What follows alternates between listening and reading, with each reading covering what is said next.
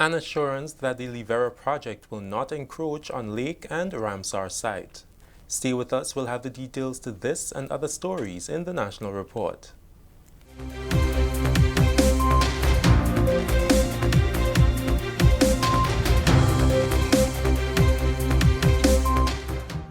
With the details to the news for Friday, September 4th, 2020, I'm Delroy Louison. Grenada is aware that 86 acres of wetlands lie within the 460 acres of land being developed by Singapore Heng Sheng Grenada Development Limited for the Grenada Levera Nature and Beach Resort under the Citizenship by Investment Program. The $2 billion investment involves construction of a 500-room hotel. Following a recent Zoom meeting with interest groups which raised concerns over possible impact on wetlands, MP for St. Patrick East Honorable Pamela Moses, colleague MP Anthony Boson, CEO of the Planning Development Authority Carlton Frederick, and Edward Niles of Niles and Associates held a walkabout Thursday on a section of the property to share the preliminary plans for the project. CEO of the Planning Development Authority, Carlton Frederick, says Grenada was a signatory to the Ramsar Convention since 2012, agreeing to protect the environment. Grenada's first application Ramsar site is named Levera wetland.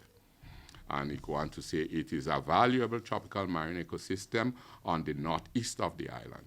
It includes seagrass beds, coral reefs, the fish water pond. They have the caldera of an existing and ancient volcano surrounded by mangroves. The site is provided support for wildlife, turtle nesting. Activities carried out on the site includes fishing, hunting, harvesting of mangrove wood for charcoal production, and of plants for livestock fodder and recreational activities. That I pull it straight off from the Secretariat under the convention, what they propose to send in for the convention. And that's what it is. We are ensuring that these things occur. We are ensuring that nobody can stop these things from happening within the Ramsar site. Edward Niles of Niles and Associates, which will undertake the environmental impact assessment, says they are still at the consultation stage. He says after Thursday's walkabout, they now need to focus on ensuring a good product is developed. Pull all the groups together here and say, look, let us see how we could pull some things together. Let us make some sketches. Let us make some design. Let us say this. Let us say that. Let us get the land plan and let us do a little design. Let us do that and say, look, Chinese come with this, we come with that. So we doing the environmental impact assessments. They would say to me, not just come and say, that shouldn't happen and that shouldn't happen and government and that. Say, look, this is how we think it should happen. And we could start from there and so on, you know. But everybody totally know the importance of it and so on, right? So we are at this stage here. We are at the stage with the last stage. We are at the stage with everything else, where we're looking to criticize and some doctor this and whoever come in and say this and that and give you reasons and all kind of statistics to say why this should not happen. But somebody had to come together and say, look, it is about time that we start saying what should happen. Honorable Pamela Moses, MP for St. Patrick East, says her government is extremely conscious of the importance of the wetlands and the agreement that was signed in 2012. We have the interest of the environment as well,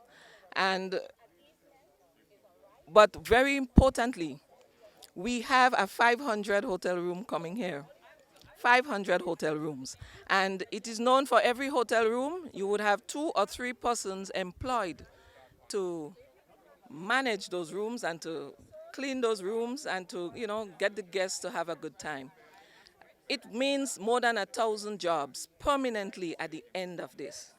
Now, we have areas here where employment is a challenge. We welcome this 1,000+ jobs. It is for the people of St. Patrick's, St. Mark's, St.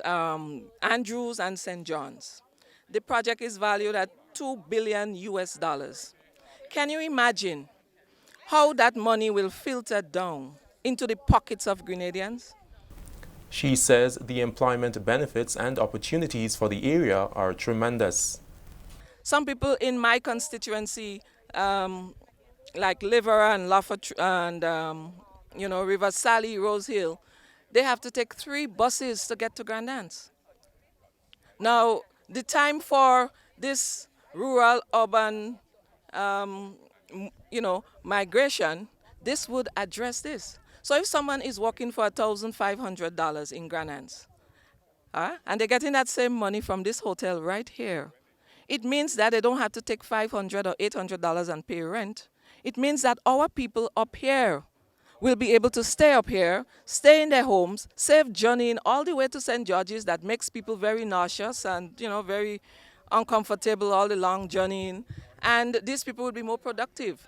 The St. Patrick East MP says the developers will be invited to make a presentation to show the public that the development will in no way encroach on the lake and the Ramsar site. President of the Senate, Chester Humphrey, and senators on Friday paid tribute to farming and fishing representative Dr. Dunston Campbell following the announcement of his resignation. Dr. Campbell resigned as a result of health complications, which have made him unable to perform and represent as efficiently as he would like. Senator Humphrey describes Dr. Campbell's contributions to the Senate sittings as rewarding. Dr. Campbell's contributions in the Senate were profound. He is of a mild demeanor, quiet, but indeed thorough. He indicated to me, and he has allowed me to indicate to you, that his resignation has come in the face of some medical challenges that he has been experiencing, and that he has resigned after significant thought and contemplation. He wants me to convey to you that he enjoyed being in the Senate. He, as a policy formulator, found the experience very rewarding. Leader of Government Business Senator Simon Steele and Senator Terry Noel joined in recognizing the outgoing senator. They believed his contributions were constructive, and the Senate has suffered a great loss as a result of his departure.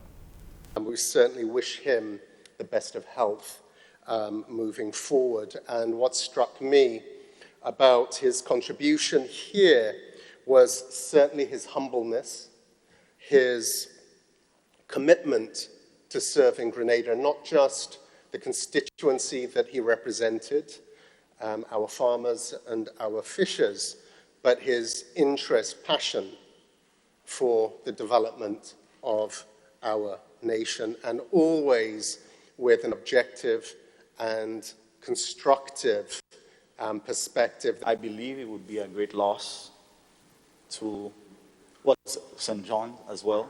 I think that's where he's from, because I think he might be the only person here in the upper house that are from the area. I know Senator, I think Katisha William, I think have some connection there as well.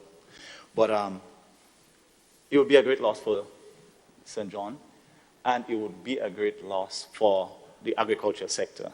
You're watching the National Report. The news will continue after the break.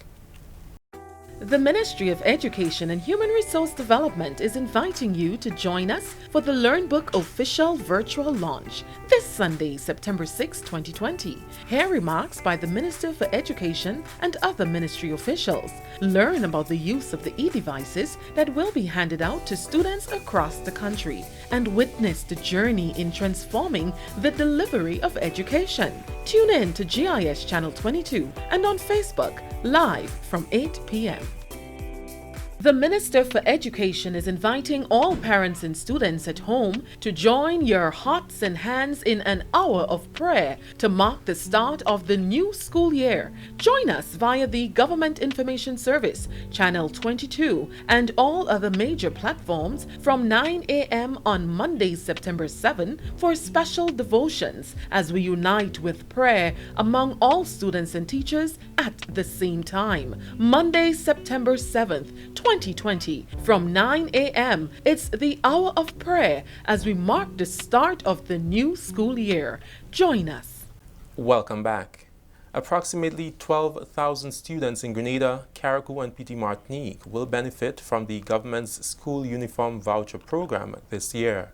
More than $1.1 million will be spent for the program that aims to lessen the financial burdens that families face. Government has placed considerable effort in providing assistance in the form of school uniform supplies, despite a significant reduction in revenue due to COVID-19. Preschool students will receive $50, primary school students $100, secondary school students will receive $150, and the maximum per household is $450. 4,566 applicants were processed online. The program started more than 2 months late due to COVID-19, and a school app was developed and launched to help fast-track the program. 10 of the 15 constituencies received vouchers yesterday and today. St. David received half, and the rest will be delivered on Saturday morning. All constituency offices receiving vouchers will be opened on Saturday morning to complete the distribution. The other 5 constituencies will also be ready for delivery on Saturday, September 5th. The constituencies receiving on Saturday are St. Andrew Northeast, St. George Northeast, the town of St. George South, and St. Andrew Southwest. That story concludes the National Report for Friday, 4th September 2020.